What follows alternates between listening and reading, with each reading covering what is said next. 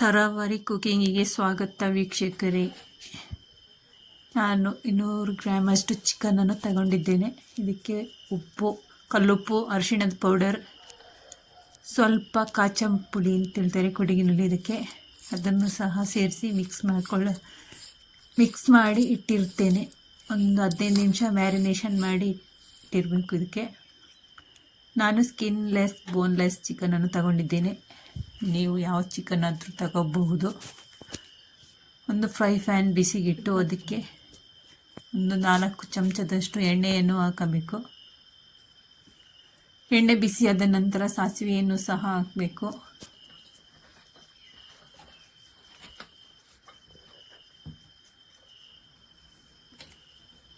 ನೀವು ಈ ಥರ ಒಂದು ಬ್ಲ್ಯಾಕ್ ಮಸಾಲ ಚಿಕನನ್ನು ಮಾಡಿ ನೋಡಿ. ತುಂಬಾ ಟೇಸ್ಟಿಯಾಗಿ ಈಸಿಯಾಗಿ ಇರುತ್ತೆ. ಬ್ಯಾಚುಲರಿಗೆ ಹೇಳಿದಂತಹ ರೆಸಿಪಿ ಇದು.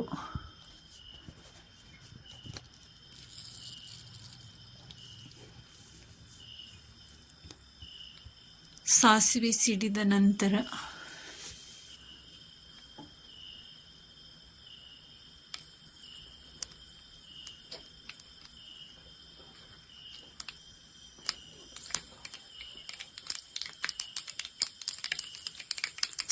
ಸಿಡಿದ ನಂತರ ಇದಕ್ಕೆ ಸಣ್ಣದಾಗಿ ಕಟ್ ಮಾಡಿರುವಂತಹ ಆನಿಯನನ್ನು ಹಾಕೊಳ್ತಿದ್ದೀನಿ. ನೀವು ದೊಡ್ಡ ಆನಿಯನ್ ಅಂದರೂ ತಗೋಬೋದು. ನಾನು ಚಿಕ್ಕದು ತಗೊಂಡಿದ್ದೇನೆ. ವಿಡಿಯೋಗೊಂದು ಲೈಕ್ ಕೊಟ್ಟು ಸಬ್ಸ್ಕ್ರೈಬ್ ಮಾಡ್ಕೊಳ್ಳಿ. ನಿಮ್ಮ ಫ್ರೆಂಡ್ಸ್ ಫ್ಯಾಮಿಲಿಗೆ ಶೇರ್ ಮಾಡಿ. ಒಂದು ಟೊಮೆಟೊ ಹಣ್ಣನ್ನು ಸಹ ಸೇರಿಸ್ಕೊಳ್ತಾ ಇದ್ದೀನಿ. ಇದಕ್ಕೆ ಶುಂಠಿ ಬೆಳ್ಳುಳ್ಳಿಯನ್ನು ಸಹ ಸೇರಿಸ್ಕೊಳ್ತಾ ಇದ್ದೀನಿ.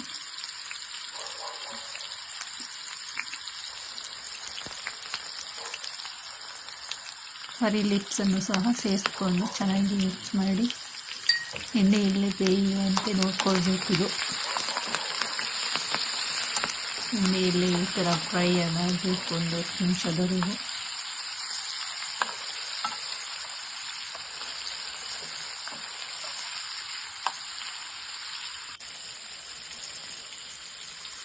ಇಂಗಿನ ಪುಡಿಯನ್ನು ಸಹ ಸೇರಿಸ್ಕೊಳ್ತಾ ಇದ್ದೀನಿ. ನಾನು ಇದಕ್ಕೆ ಉಪ್ಪು, ಅರಿಶಿಣದ ಪೌಡರ್ ಏನೂ ಹಾಕಲಿಲ್ಲ. ಮ್ಯಾರಿನೇಷನಿಗೆ ಚಿಕನಿಗೆ ಹಾಕಿದ್ನಲ್ಲ, ಅದಕ್ಕೆ ಹಾಕಲಿಲ್ಲ. ಇದಕ್ಕೆ ಇವಾಗ ಮ್ಯಾರಿನೇಷನ್ ಮಾಡಿರುವಂತಹ ಚಿಕನನ್ನು ಸಹ ಸೇರಿಸ್ಕೊಳ್ತಾ ಇದ್ದೇನೆ.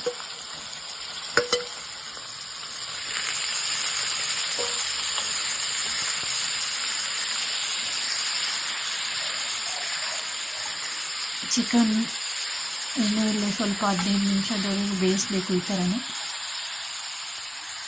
ಮುಚ್ಚಿ ಬೇಯಿಸಬಾರ್ದು, ಹಾಗೆಯೇ ಬೇಯಿಸ್ಕೊಳ್ಳಿ.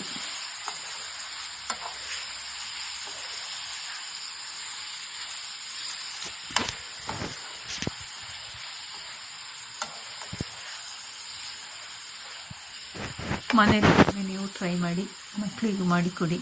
ತುಂಬಾ ಟೇಸ್ಟಿಯಾಗಿ ಈಸಿಯಾದ ರೆಸಿಪಿ ಇದೆ. ಇದೆಲ್ಲ ಕಾಂಬಿನೇಷನ್ ಜೊತೆ ಸರ್ವ್ ಮಾಡ್ಬೋದು. ರೊಟ್ಟಿ, ಚಪಾತಿ, ದೋಸೆ, ಪೂರಿ, ಸೈಡ್ ಡಿಶ್ ಆಗಿ ಅನ್ನಕ್ಕೂ ಸಹ ಟೇಸ್ಟಾಗಿ ಇರುತ್ತೆ.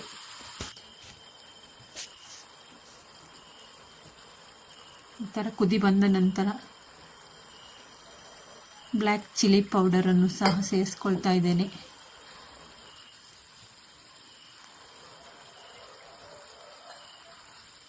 ನೀವು ಜಾಸ್ತಿ ಚಿಕನ್ ತಗೊಂಡ್ರೆ ಜಾಸ್ತಿ ಹಾಕ್ಕೊಳ್ಳಿ.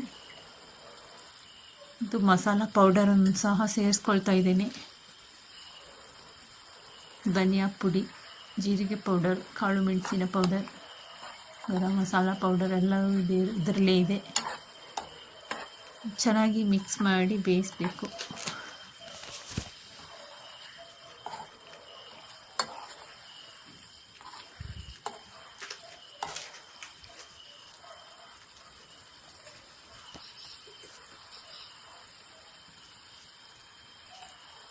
ಚಿಕ್ಕ ಕಪ್ಪಲ್ಲಿ 1 ಕಪ್ಪಷ್ಟು ನೀರನ್ನು ಸಹ ಆ್ಯಡ್ ಮಾಡಿ ಬೇಯಿಸ್ಕೊಳ್ತಾ ಇದ್ದೇನೆ ನೀಟಾಗಿ. ರುಚಿಗೆ ತಕ್ಕಷ್ಟು ಉಪ್ಪನ್ನು ಸಹ ಸೇರಿಸ್ಕೊಳ್ಬೋದು.